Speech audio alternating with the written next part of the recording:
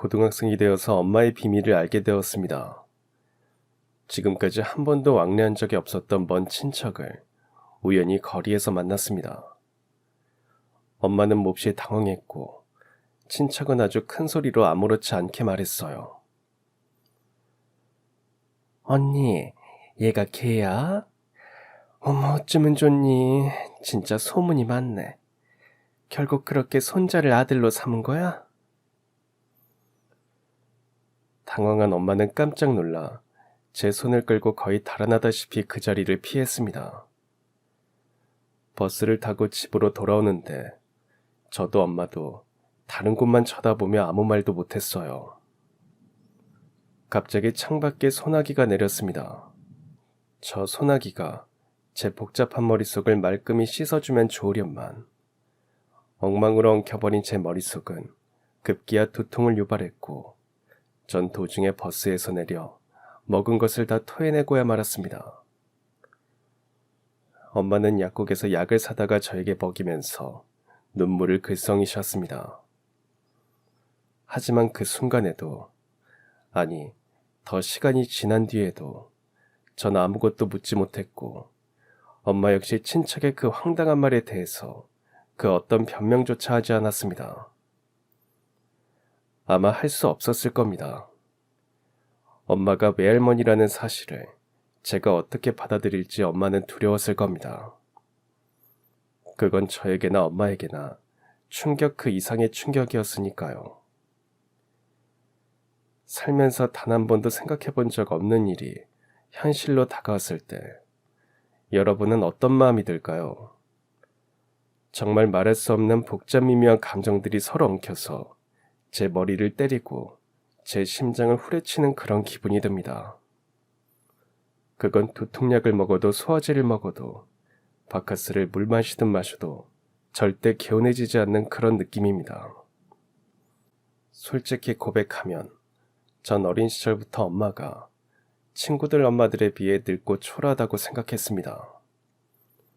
그래서 한때는 엄마가 창피해서 혹시나 거리에서 엄마를 만나게 되면 일부러 모른 척 달아나거나 빙 둘러가기도 했어요. 친구 엄마들은 다 젊고 예쁜데 왜 우리 엄마만 할머니일까 하는 생각이 서름이 되고 원망이 되어서 괜한 반항도 했습니다. 엄마와 제가 손을 잡고 걸어가면 10명 중 10명 모두 똑같이 물어봅니다. 할머니하고 손주분이 어쩜 그렇게 닮았을까? 완전 붕어빵이네요. 정말 보기 좋아요. 그럼 엄마는 더 대꾸하기 싫어서 그냥 네 하고 말았습니다. 저도 할머니가 우리 엄마라고 굳이 말하지 않았어요. 그래도 가끔은 엄마가 제 눈치를 보면서 당당하게 말할 때도 있었어요. 손주가 아니고 아들입니다, 아들.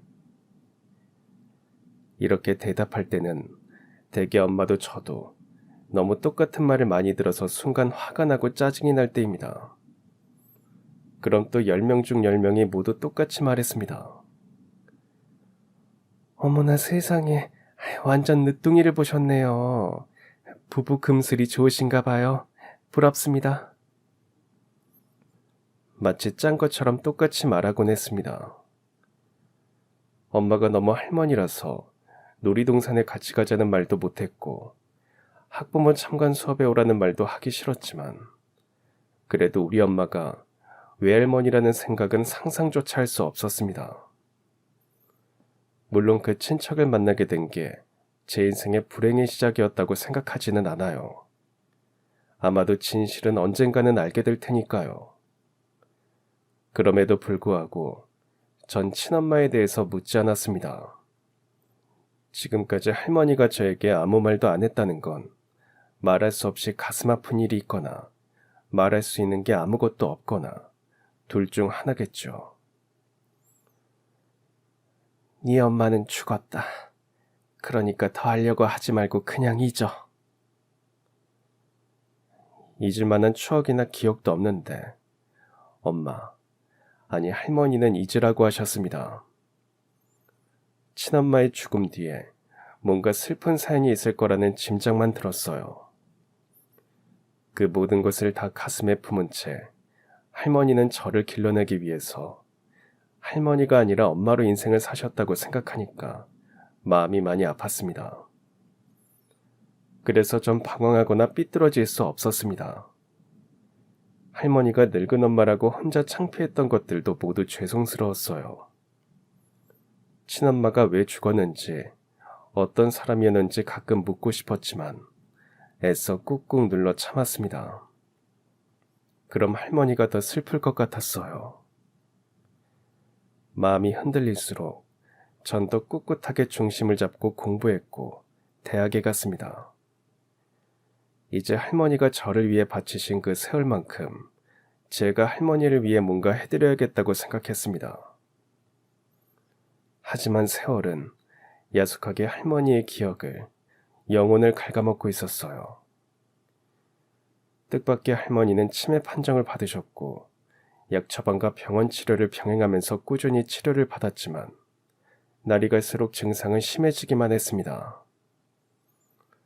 처음엔 길을 잃어버리고 비밀번호를 잃어버리고 사람을 잘 기억하지 못했는데 점점 일상생활 모든 것들을 잃어버리셨고 급기야 제 이름까지 기억하지 못하셨습니다. 할머니, 제 이름이 뭐예요? 그걸 내가 어찌 알아. 그런데 태근이슈. 저 할머니 손자잖아요. 제 이름 기억 안 나세요? 아? 전 손자가 없는데요.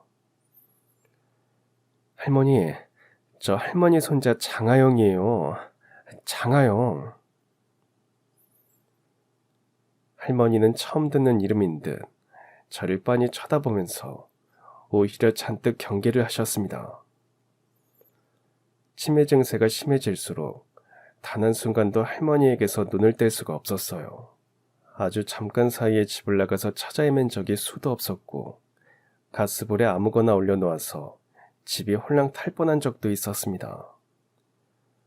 평소에는 순한 양 같으신데 뭔가 기분이 조금만 나빠지면 요양보호사에게 욕을 하고 갑자기 얼굴에 침을 뱉으면서 난폭하게 굴어서 요양보호사가 그만둔 적도 수도 없었습니다. 전 대학을 졸업했지만 할머니 때문에 제대로 된 직장을 구할 수 없었어요. 기초수급자가 되어서 그나마 국가에서 지원금이 나왔지만 그걸로는 할머니 약값과 공과금을 내면 오히려 부족했습니다. 전 요양보호사가 와 있는 서너 시간 동안 잠깐 알바를 하면서 생활비를 벌어야 했습니다. 주변 사람들은 그냥 할머니를 요양병원에 보내라고 했어요. 수급자니까 지원을 받을 수 있다고 하더군요. 그러나 전 그러고 싶지 않았습니다. 평생 손자를 기르시느라 모든 기운을 다 소진하고 이제 정신까지 흐려지신 할머니를 요양병원에 보내는 것이 마치 방치하는 것 같아서 도저히 그럴 수 없었습니다.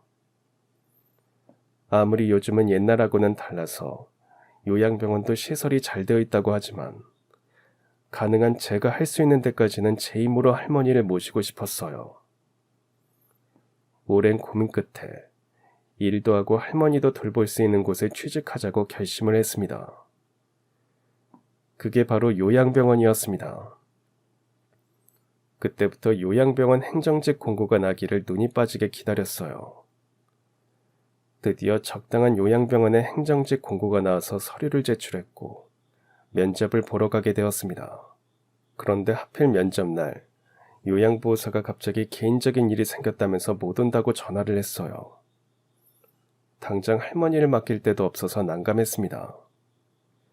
생각다 못해 요양병원 면접 담당자에게 연락을 해서 혹시 치매에 걸리신 할머니를 모시고 가서 면접을 볼 수 있느냐고 사정 얘기를 했습니다.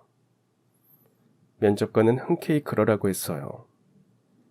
면접을 볼 동안 옆방에 할머니를 잠시 모시면 된다고 하는데 너무 감사한 마음이 들었습니다.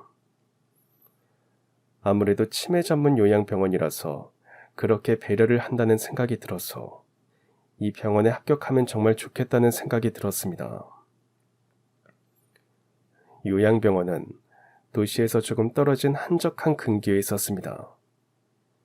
숲에 둘러싸여 있어서 공기도 좋고 친환경적이라 심신건강에 최적의 장소였어요.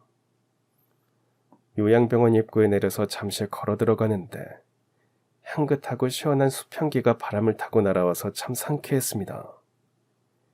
할머니도 기분이 좋으신지 콧노래까지 흥얼거리셨어요. 요양병원은 어느 중견기업 복지재단에서 운영하는 곳으로 치매 전문 병원 중에는 꽤 시설도 잘 되어 있고 체계적이라고 정평이 나 있었습니다. 면접 담당자는 아주 친절하게 저와 할머니를 맞아주었고 제가 면접을 보는 동안 할머니가 옆방에서 대기하실 수 있게 안내를 했습니다. 그리고 저는 면접을 보게 되었죠. 면접관은 왜 요양병원 행정직에 지원했는지 예상했던 질문을 했습니다. 저는 준비한 대로 차분하게 대답을 했어요. 전 어려서부터 할머니 손에 자랐습니다. 할머니는 저를 위해서 자신의 인생을 송두리째 희생하셨는데 그만 치매에 걸리셨어요. 이젠 제가 할머니를 위해 살아야겠다고 생각했습니다. 사실 할머니를 보살피려면 제가 일을 할 수가 없어서 경제적으로도 조금 힘들었어요. 그래서 일도 하면서 할머니도 체계적으로 케어할 수 있는 게 뭘까 고민하다가 요양병원에 취직해서 일하고 할머니는 병원으로 모셔서 곁에서 지켜드리자고 결심했습니다. 제 대답에 면접관들은 매우 인상적이고 감동적인 표정을 지었습니다. 사실 할머니가 엄마라는 얘기까지는 하지 않았습니다. 왜 그렇게 됐는지 아직 저도 잘 모르기 때문이었어요. 언젠가는 그 기막힌 사연을 여쭤봐야지 했지만 이제 할머니가 온전하게 말씀해 주실 수 없게 되었으니 한편으로 착잡한 마음이 들었습니다. 어쩜 친엄마와 저 때문에 당신의 인생 모두를 거셨고 이제는 모든 것을 다 잃어가고 잊어가는 모습이 되셨다는 걸 아신다면 얼마나 기가 막히실까. 한 인간으로서 할머니의 인생은 참 가여웠습니다. 그런데 그때 누군가가 문을 열고 들어왔습니다. 면접관들이 일제히 놀라 일어나며 회장님이라고 부르며 인사를 하는 겁니다. 회장님은 다짜고짜 물었습니다. 저기 옆방에 할머니 모시고 온 사람이 누구죠? 혹시 여기 있나요? 회장님은 10여 명의 면접생들을 훑어보다가 저와 눈이 딱 마주쳤습니다. 마치 저를 알아보는 그 눈빛에 너무 당황해서 주춤 일어섰습니다. 제가 할머니를 모시고 왔습니다. 죄송합니다. 물론 저는 면접 담당자에게 양해를 구했지만 면접 보는데 할머니를 모시고 온다는 게 상식적인 건 아니라고 생각했습니다. 아마 불합격이 되겠구나 싶어서 체념하는데 회장님이 다가와서 갑자기 저를 끌어안더니 흐느끼시는 겁니다. 저도 당황하고 면접관과 다른 면접생들도 모두 당황하여 한동안 서로 멍하니 보기만 했습니다. 그런데 참 이상했어요. 전 분명 회장님을 처음 보는데 묘하게 알 수 없는 감정에 휩싸였고 울컥했습니다. 면접을 마치고 회장님과 마주 앉았습니다. 미안해요. 갑자기 하영군을 보니 나도 모르게 감정이 터졌어요. 이해해줘요. 혹시 저를 아시나요? 아니, 우리 할머니를 아십니까? 회장님은 고개를 끄덕이며 잠시 말문을 잃으시더니 비서가 가져다준 차를 한 모금 마시고 나서 뭔가 결심한 듯 어렵게 입을 떼셨습니다. 지금부터 내가 하는 말은 할머니를 대신해서 내가 하영군에게 꼭 들려줘야 하는 얘기들이니까 다소 놀라고 충격을 받아도 끝까지 들어주길 바래요. 처음 보는 낯선 사람이 갑자기 이게 무슨 말인가 어리둥절하고 믿기지 않겠지만 아마 할머니가 정신이 흐려지지 않으셨다면 언젠가는 하영군에게 얘기하셨을 거예요. 회장님이 너무 비장하셔서 전 덜컥 겁이 났습니다. 제가 알아야 할 얘기들이 충격적일 수 있다는 말에 두려움이 먼저 들었어요. 하지만 최대한 자제를 하면서 저에게 이런 말을 해주셔야 하는 회장님과 우리 할머니는 어떤 인연일지 궁금함을 애써 눌렀습니다. 그리고 전 지금까지 전혀 몰랐던, 할머니로부터 전혀 들을 수 없었던 친엄마의 죽음의 비밀을 알게 되었습니다. 왜 할머니가 엄마가 되었는지 친부에 대한 것도 알게 되었습니다. 제가 사진으로만 봤던 외할아버지는 젊은 시절 작은 용달차를 가지고 이삿짐을 날라주는 일을 하셨답니다. 그때만 해도 집집마다 세간살이가 많지 않던 시절이었죠. 짐이라고 해야 고작 옷이나 이불, 장롱 정도였으니 할아버지 혼자서도 충분히 일을 할 수 있었답니다. 봄, 가을 이사 성수기 때는 하루에 서너 집씩 이삿짐을 옮겨다 줄 정도로 잘 되었고 거의 봄, 가을 일에서 1년을 먹고 산다고 할 정도였대요.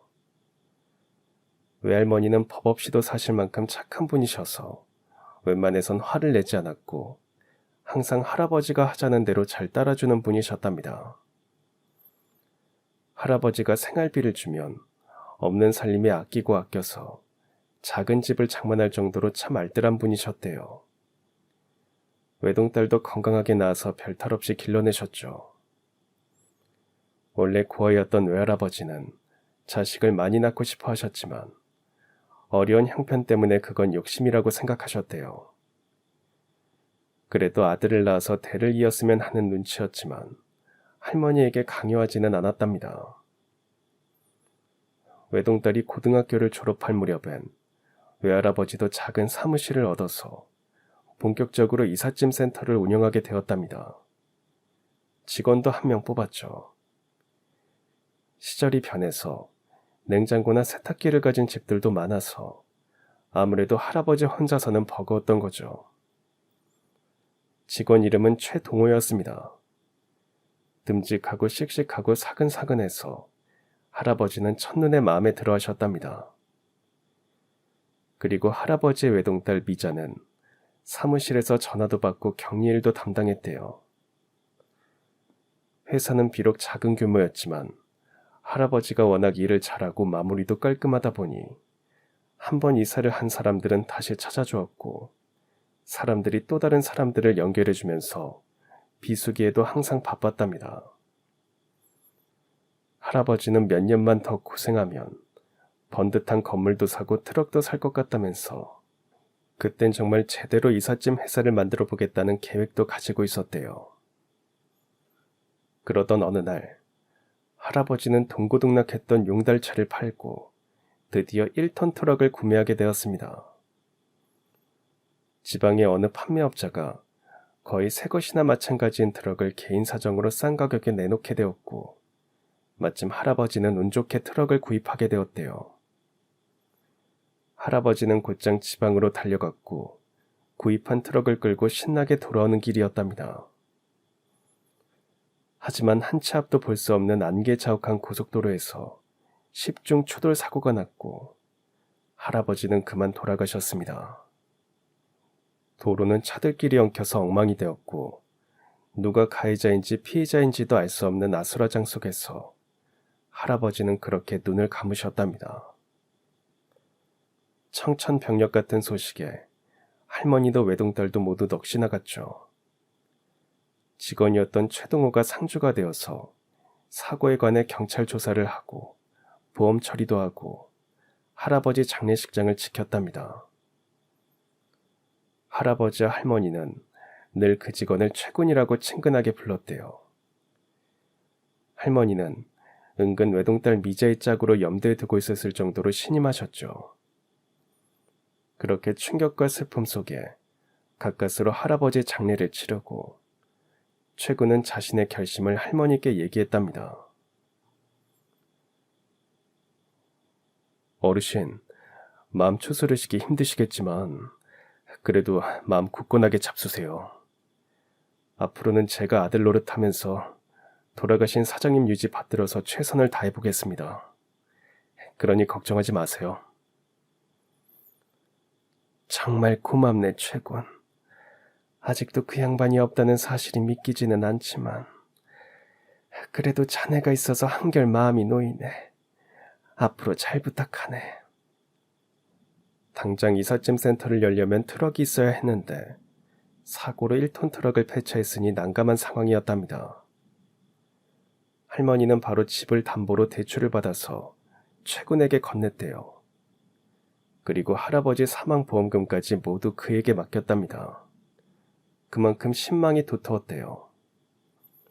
그렇게 트럭을 사러 간 최군은 그날로 소식이 두절되고 말았습니다.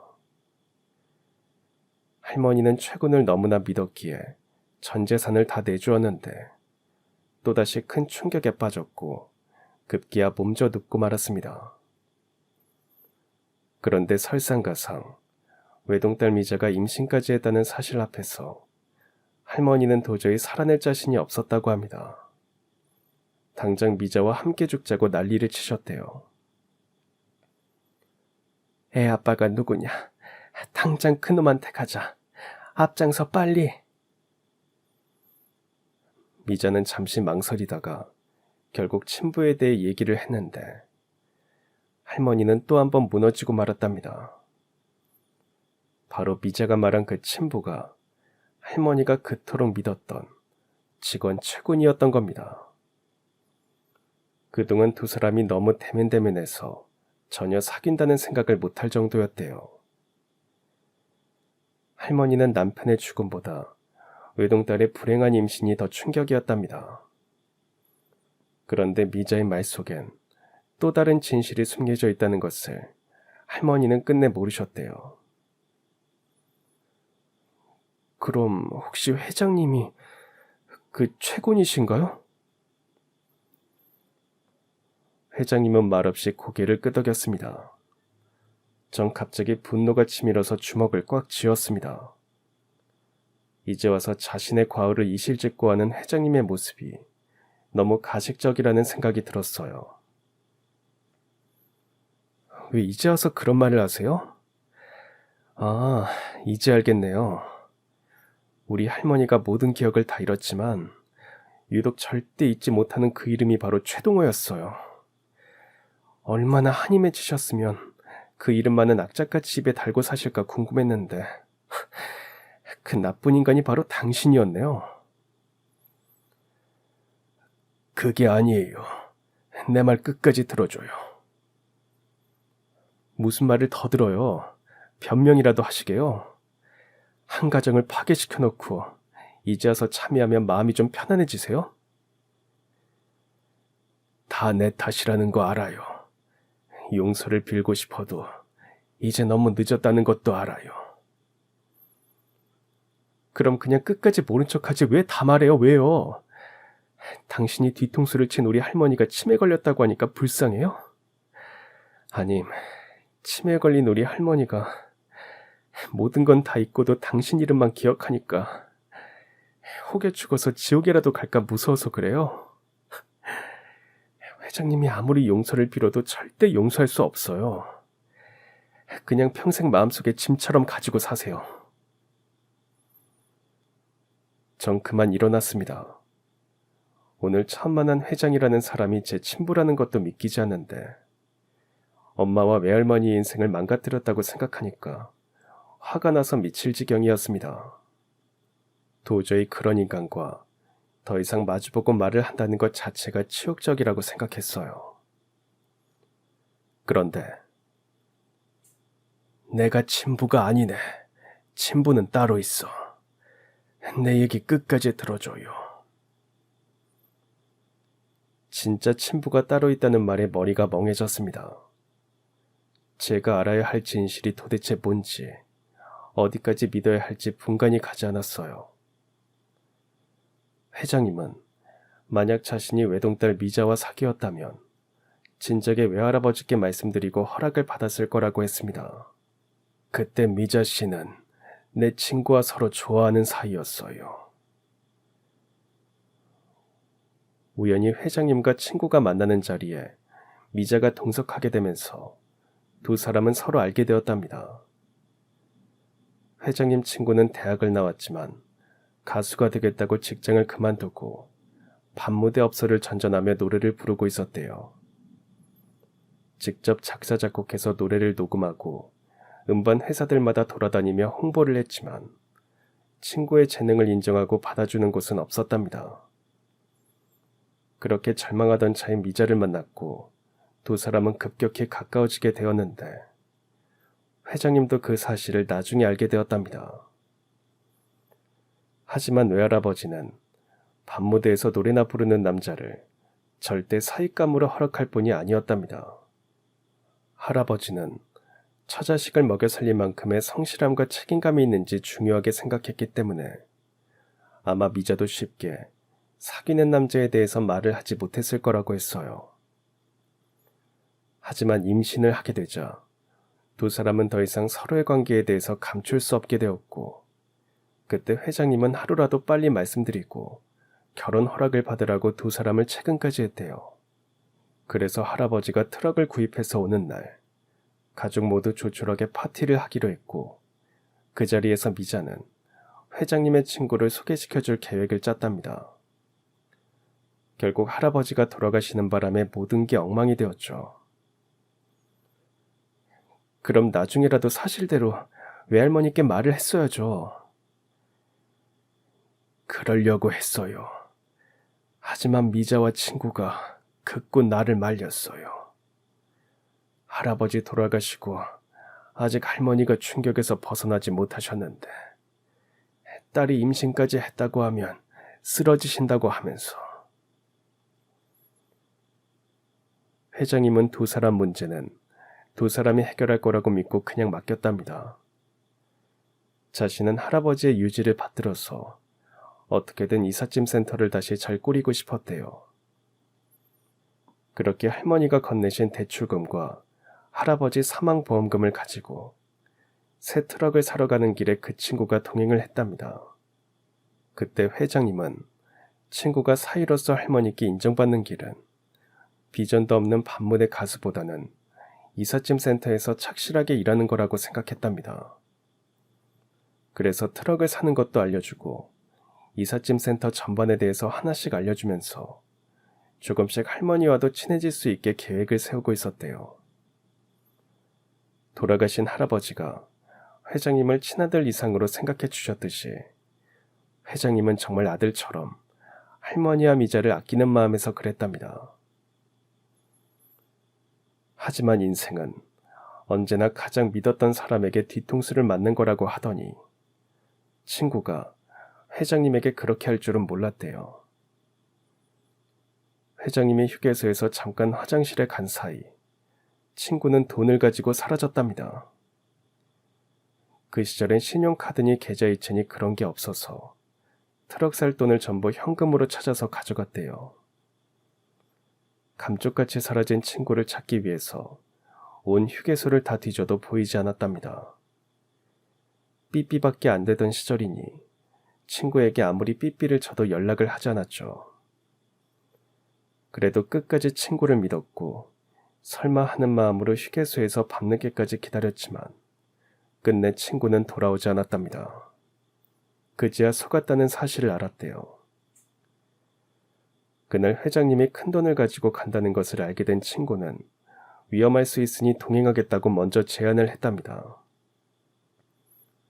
회장님은 장차 사위가 될 사람이니까 의심조차 하지 않았고 10년 넘게 알고 지낸 친구였으니까 더욱 믿었던 거죠. 돌아오는 길에 회장님은 온갖 생각들이 엉켜서 갈피를 잡을 수 없었답니다. 할머니께 뭐라고 말씀을 드려야 할지, 미자에게는 또 무슨 말을 해야 할지 혼란과 충격 속에 빠졌고 친구의 자취방에 갔더니 이미 며칠 전에 짐을 다 뺐다고 주인이 말하더랍니다. 그러니까 작정을 하고 도망갈 계획을 세웠다는 생각이 들었고 친구에게 제대로 당했다는 배신감에 분노와 허탈감이 밀려들었답니다. 할머니와 미자가 눈이 빠지게 기다릴 텐데 어떻게 해야 할지 판단이 서지 않았대요. 미자는 친구와 연락이 되지 않는다고 회장님에게 계속 연락을 하더랍니다. 정말 지금 생각해도 그 순간은 미칠 것 같았고 지옥을 헤매는 느낌이었네. 그런데 할머니에게 왜 연락을 안 하셨어요? 제 물음에 회장님은 고개를 떨구고 눈물을 흘리셨습니다. 내가 비겁했어. 그땐 두렵기도 하고 어디서부터 어떻게 수습해야 할지도 너무 막막했어. 한편으론 그 친구 잘못이니까 미자가 알아서 하겠지. 말도 안 되는 핑계를 대면서 억지로 외면했어. 내가 죽일 놈이야. 다 내 탓이야, 내 탓. 자신을 아들처럼 사랑하고 아껴주셨던 외할아버지와 외할머니께 정말 보답하고 싶었지만 도저히 그 상황이 감당이 되지 않았다고 했습니다. 적어도 미자의 뱃속의 애가 누구의 아이인지 바른 대로 말할 줄 알았다고 했어요.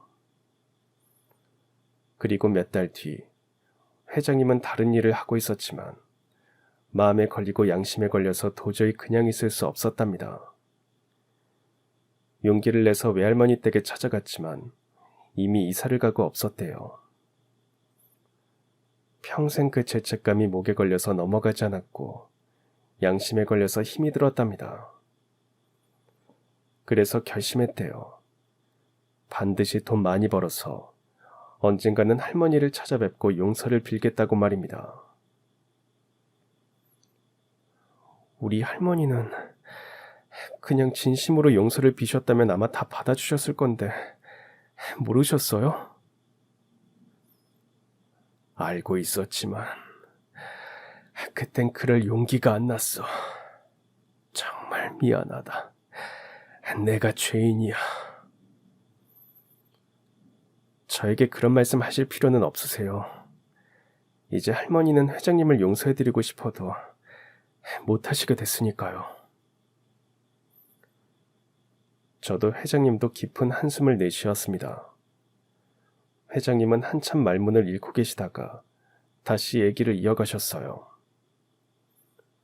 친구가 트럭 살 돈을 가지고 사라지고 회장님도 할머니와 연락을 끊고 난 뒤 1년이 지났답니다.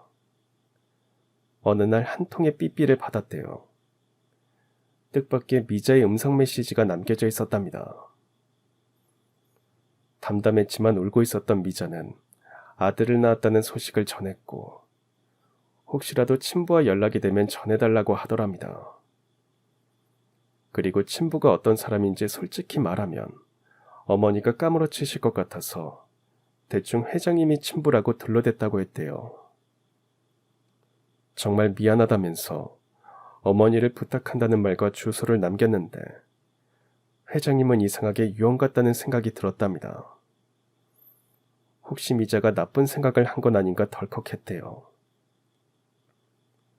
남긴 주소를 들고 찾아갔더니 이미 미자는 아들을 낳고 심한 우울증에 시달리다가 스스로 목숨을 끊은 뒤였죠. 아마도 죽기 전에 회장님에게 마지막 메시지를 남긴 듯 했답니다. 그 길로 미자의 장례식장을 찾아갔습니다. 썰렁한 장례식장 한편에 아무것도 모른 채 우유병을 빨고 있는 갓난아이를 보고는 울컥하더랍니다. 그리고 회장님을 본 할머니가 멱살을 잡고 달려들었죠. 네가 우리 딸 죽였어, 이 사악한 놈. 우리 딸 살려내, 이 천하의 무도한 놈아. 주위 사람들이 놀라 달려와서 할머니를 겨우 말렸지만 회장님은 장례식장에서 쫓겨나고 말았답니다. 아마도 자네 친모가 친부에 대해서 제대로 말하지 않은 것 같았어. 그런데 이제 와서 내가 사실을 말한다고 한들 할머니께 무슨 위로가 될까 싶어서 나도 말하지 못했어. 회장님은 모든 것을 그냥 가슴에 묻은 채 그때부터 먼발치에서 항상 할머니를 지켜보셨답니다. 어린 손자를 키워야 했던 할머니는 스스로 엄마가 되어서 일을 악물고 버티시는 것 같았대요. 주변 사람들에게 부탁해서 남자도 하기 힘든 농장 일을 하시고 농사일도 거들면서 일당을 받아 손주를 키우셨답니다. 그마저도 일이 없을 때는 텃밭을 가꿔서 시장에 야채를 팔러 나가기도 하셨는데 땡볕에 졸고 계시는 모습이 너무 가슴 아파서 회장님은 사람들을 시켜서 야채들을 몽땅 사주기도 했답니다. 언젠가는 갓난아이가 시도 때도 없이 빽빽 울어대니까 주인집에서 시끄럽다고 방을 빼라고 했대요. 엄동설안에 어디 갈 데가 있냐며 봄까지만 기다려달라고 애원했지만 주인은 매몰차게 나가라고 했죠. 할머니는 막막한 마음에 방을 알아보러 다녔지만 수중에 가진 돈으로는 적당한 곳을 찾을 수가 없었답니다. 그 사실을 알게 된 회장님은 부동산에 부탁해서 적당한 집을 물색했고 할머니가 이사갈 수 있게 돕기도 했대요. 할머니는 괜찮은 집이 헐값에 나온 것이 이상하다고 하면서도 당장 갈 데가 없으니까 이사를 갈 수밖에 없었죠. 그렇게 회장님은 돈을 벌면서 늘 할머니 모르게 도움을 주려 애를 썼고 항상 그 곁에 머물러 있었답니다. 내가 공치사하자고 하는 말이 아니네. 그저 죄인이 평생 이 가슴에 박힌 죄책감을 조금이라도 털어버리고 싶어서 그렇게 한 것이네. 그래도 내 진심을 조금이라도 알아줬으면 좋겠다는 게 이 늙은이의 작은 소망이네. 회장님의 얘기를 들을수록 저는 처음 분노했던 마음이 조금씩 가라앉았고 오히려 회장님께 죄송한 마음이 들었습니다. 그러니까 회장님은 자신의 친구 때문에 큰 고통을 받은 할머니와 엄마를 위해서 평생 뒤치다꺼리를 자처하셨다는 얘기였습니다. 그러고 보니 제가 초등학교부터 고등학교 때까지 어느 독지가의 후원을 받아서 공부를 했는데 그 후원자도 회장님이 아닐까 싶었어요.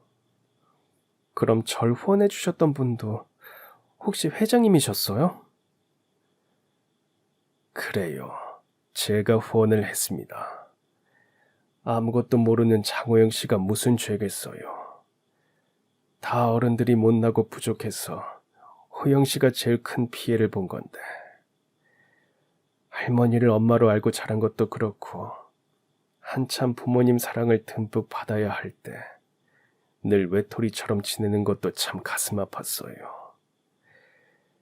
내가 할 수 있는 건 고작 그런 것밖에 없었어요. 회장님은 그렇게라도 도와서 제가 잘 자라주면 그것만으로도 마음의 짐을 좀 내려놓을 것 같았답니다.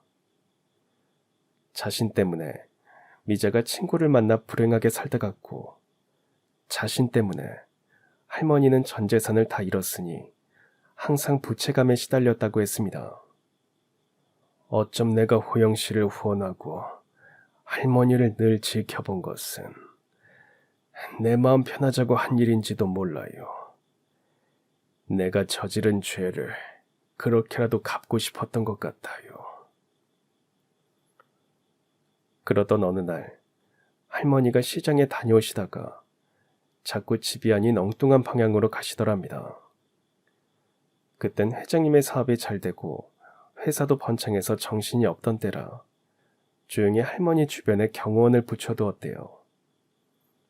절대 편하지 않게 할머니를 보호해드리라는 명령을 받은 경호원은 할머니가 이상하다는 보고를 하더랍니다.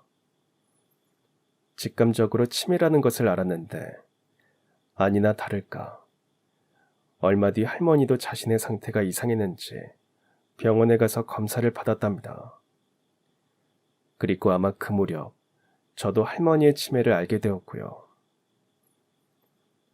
할머니는 약과 병원 치료를 병행하셨지만 치매 진행 속도가 예상보다 빨랐고 제가 대학을 졸업했을 무렵엔 거의 모든 기억을 다 잃으셨습니다. 전 할머니를 돌보느라 온전히 취직 자리를 알아볼 수가 없었어요. 하루 서너 시간 배달이나 이삿짐 알바를 하면서 생활비를 벌었습니다. 그제야 전 알았습니다. 하루 서너 시간 알바를 구한다는 게 쉬운 일이 아니었는데 항상 저에게 친절하게 연락해서 일을 주셨던 분도 혹시 회장님의 부탁을 받고 그러신 건 아닌가 하고요. 그럼 저에게 알바 자리를 주신 것도 회장님이셨어요? 그러고 보니 전 하루 서너 시간 짐을 옮기고 생각보다 시간당 수당을 많이 받았습니다. 이삿짐 알바는 수당이 많은가 보다고 막연하게 생각했는데 역시 그것도 회장님의 배려였습니다. 회장님이 운영하는 회사는 국내에서 알아주는 전국 체인을 가진 이삿짐 업체였습니다. 그동안 저와 할머니는 온통 회장님의 후원과 배려로 무탈하게 살아왔다는 사실을 알게 되었고, 할머니가 이 사실을 모르신 채 모든 기억을 놓으신 게 정말 가슴 아팠습니다.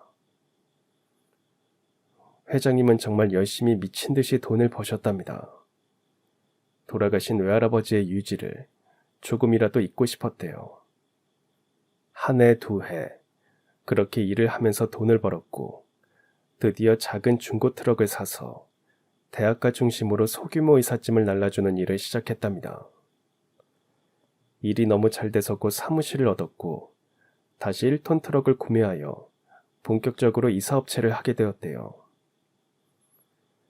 그때 지방에는 전문적인 이사업체가 적다는 것을 알고는 거의 지방 위주로 이사업체 체인을 늘려가면서 지금의 회사를 일구게 되었답니다. 하지만 회장님에게도 시련이 다가왔습니다. 너무 일만 하고 바쁘게 살다 보니 몸을 제대로 돌보지 않으신 탓에 어느 날 뇌출혈로 쓰러지셨고 몇 년간 재활치료를 하셨대요. 가족도 없고 결혼도 안 하신 탓에 옆에서 돌봐줄 사람이 없다는 사실이 참 외롭고 허망했답니다. 그래서 새삼 요양병원이 필요하다는 사실을 절감하셨대요. 당시만 해도 요양병원은 시설이나 시스템이 전문적이지 않아서 사람들 사이에서는 부모님을 버리거나 방치하는 곳이라고 오해하는 경우도 있었답니다. 그리고 더 이상 가망이 없는 사람들이 마지막으로 가는 곳이라는 인식도 있었고요. 회장님은 그런 것들을 다 깰 수 있는 체계적이고 전문적인 요양병원을 만들고 싶었답니다. 그렇게 결심을 하게 된 데는 사실 회장님이 편찮으시는 동안 할머니가 치매에 걸려 고생하신다는 사실을 알게 된 것도 있었답니다. 고령화 사회 속에서 치매 환자는 계속 늘어나고 있으니까 이왕이면 전문 치매 요양병원을 설립하면 사회 기여도 할 수 있고 좋을 거라는 생각을 하셨대요. 그래서 복지재단을 만들게 되었답니다. 내가 아프고 나니까 마음이 많이 약해졌어요. 그래서 사실 몇 번이고 호영 씨를 찾아가서 사실을 다 말하고 싶었지만 한편으론 세월이 너무 흐른 탓에 이제 와서 그때 일을 다시 꺼내는 게 맞는지 판단이 안 섰어요. 그리고 어쩜 호영 씨는 모르고 그냥 사는 게 더 낫지 않을까 혼자서 그런 고민을 많이 했어요. 아닙니다. 회장님께서 이렇게 말씀을 해주셔서 정말 감사하게 생각합니다. 용기를 내주셔서 감사해요. 아무리 세월이 흘렀어도 사실은 알아야 하는 거고 저와 관련된 일이라면 당사자인 제가 진실도 알아야 한다고 생각합니다. 그리고 그동안 저와 할머니를 지켜주셔서 다시 한번 감사드립니다. 아유, 아니에요. 오히려 내가 마음의 짐을 덜 자고 한 일이에요. 내가 너무 갑자기 나타나서 두서없이 이런 말을 꺼내 미안해요. 우연히 병원에 들렀다가 할머니를 보고 깜짝 놀랐어요. 하지만 이렇게 다 말하고 나니 속이 다 시원하네요.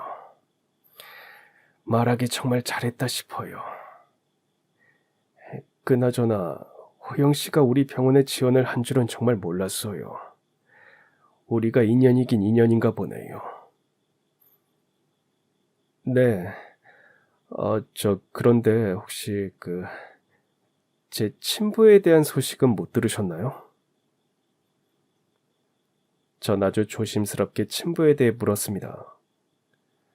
친부를 찾겠다는 그런 생각은 없었어요. 그냥 친부니까 한 번쯤은 어떻게 살고 있는지 알고는 싶었습니다. 오래전에 한국을 떠났다는 소식을 돌아 들었어요. 나도 그 이후로는 전혀 알 수 없었어요. 물론 찾아볼까 생각도 했지만 찾는다고 해서 뭐가 달라질까 싶어서 그만두었어요. 본인이 제 발로 와서 용서를 비는 것도 아닌데 내가 찾아서 끌고 올 수도 없는 일이고요. 그리고 아마 그 사람도 평생 편하게 살지는 못했을 겁니다. 죄 짓고는 못 사는 법이니까요. 전 회장님을 보면서 삶과 사람의 인연에 대해서 참 많은 생각을 하게 되었습니다. 세상에 그 어떤 인연도 허투루 그냥 쌓이고 만들어지는 게 없는 것 같았습니다. 인연을 소중하게 여기고 지키고자 했던 회장님의 진심에 대해서 전 깊은 경의를 표하고 싶었어요. 다음 날, 전 회장님을 모시고 이모로만 알았던 엄마 미자 씨의 무덤을 찾았습니다. 할머니는 엄마에 대해서 별로 말을 해주지 않으셨어요. 가끔 앨범 속 미자 이모의 사진을 보고 있으면 어린 마음에도 찡한 느낌이 들었는데 아마도 천륜이어서 그랬나 봅니다. 착하고 순진하고 마음이 너무 약했던 이모 미자가 아니라 엄마 미자에게 저는 가만히 얘기했습니다. 낳아주셔서 감사하다고 말입니다. 그리고 할머니는 제가 잘 모시겠다고 약속드렸어요. 회장님도 엄마 무덤 앞에서 오래오래 고개를 숙인 채 뭔가 마음속으로 많은 말을 하시는 것 같았습니다. 아마 제 생각에는 너무 늦게 와서 미안하다는 말을 하셨을 것이고 앞으로도 저와 할머니를 잘 지켜주겠다고 하셨을 것 같았어요. 그리고 전 요양병원에 취직이 되었습니다. 할머니도 회장님의 배려로 입원하여 전문적인 치료를 받게 되었고요. 이제 전 할머니 걱정 안 하면서 일도 하고 돈도 벌고 할머니를 돌볼 수 있게 되어서 너무 기쁘고 행복했습니다. 회장님과도 자주 통화하면서 안부도 여쭙고 할머니 경과 보고도 드립니다. 회장님은 아무리 바쁘셔도 일주일에 꼭 한 번은 할머니 보러 오셨어요. 할머니 좋아하시는 주전부리를 사오셔서 침대에 나란히 앉아 드시기도 한답니다.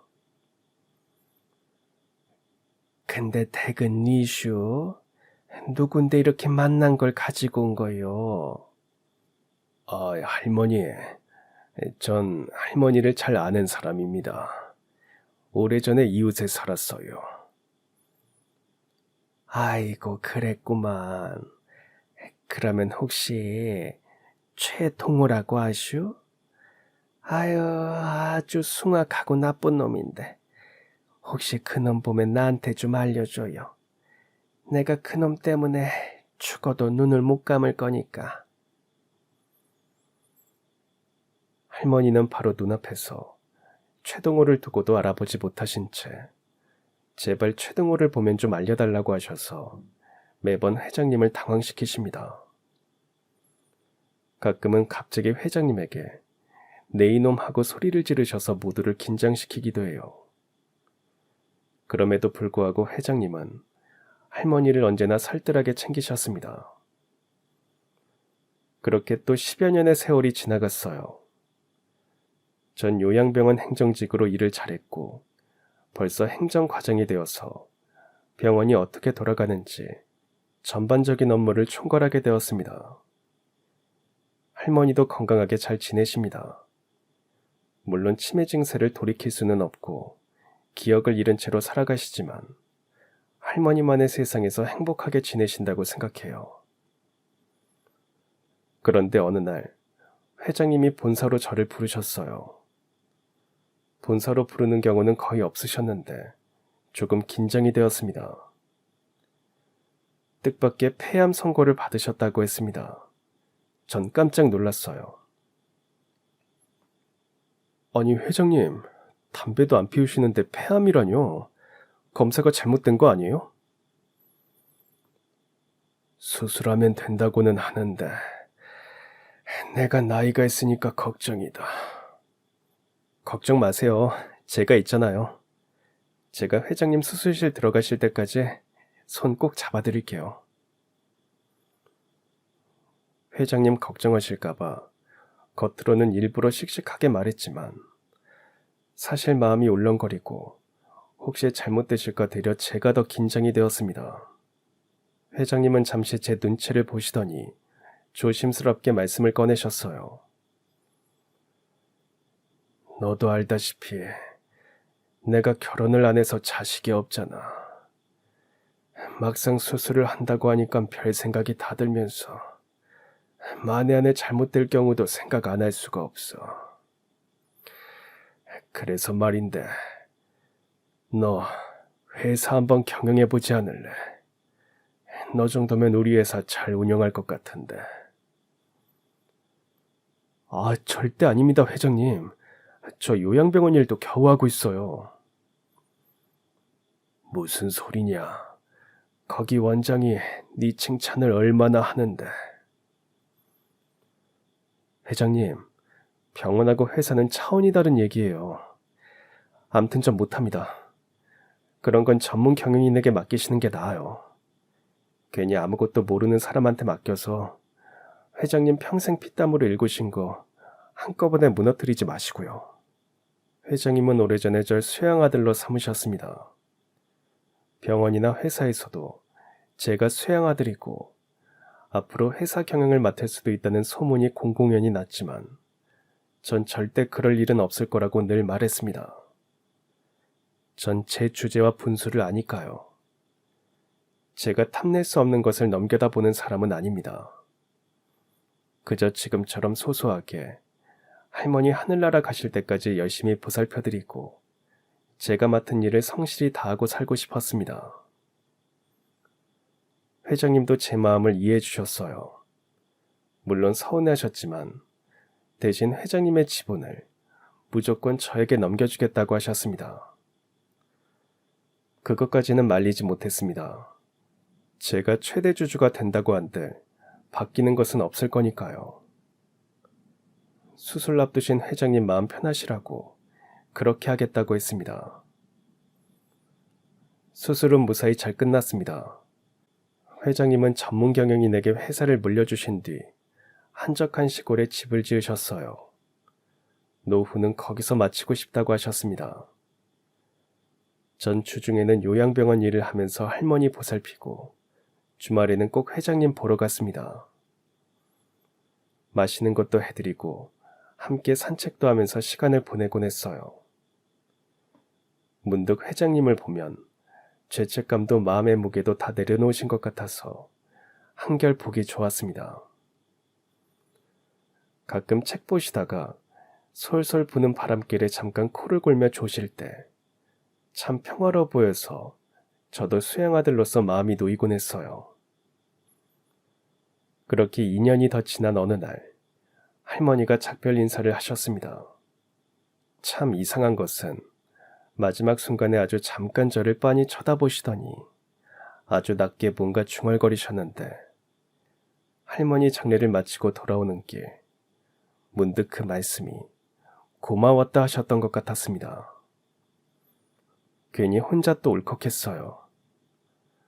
오래 아프셨지만 돌아가실 때가 되면 잠깐 맑은 정신이 되신다고 하더니 그때였나 싶기도 합니다.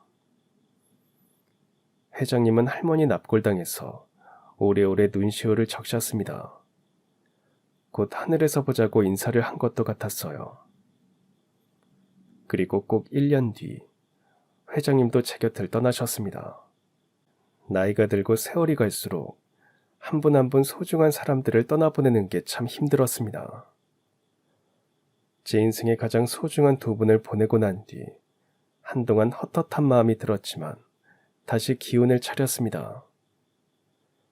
전 여전히 제자리에서 열심히 살아갑니다. 회장님이 회사 지분을 넘기셔서 최대 주주가 되었지만 회사 경영에는 전혀 관여하지 않아요. 그저 요양병원에서 우리 할머니처럼 아프신 분들을 위해 진심으로 봉사하는 게 제일 행복합니다. 아마도 그게 이번 생에 제가 여기서 해야 할 일이 아닌가 싶어요.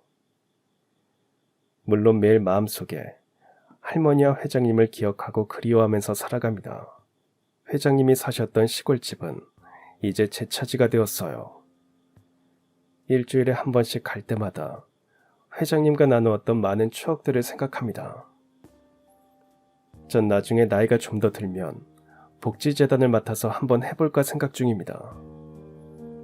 더 아픈 분들을 위해서 더 낮은 곳에, 더 어두운 곳에서 도움의 손길을 간절히 원하는 분들에게 할머니에게 받은 사랑을 베풀고 회장님께 받은 인간애와 의리와 용기와 정을 베풀고 살고 싶습니다. 그럼 지금까지 사연 들어주셔서 감사합니다. 사연이 재밌으셨다면 구독과 좋아요 부탁드려요. 감사합니다. 안녕히 계세요.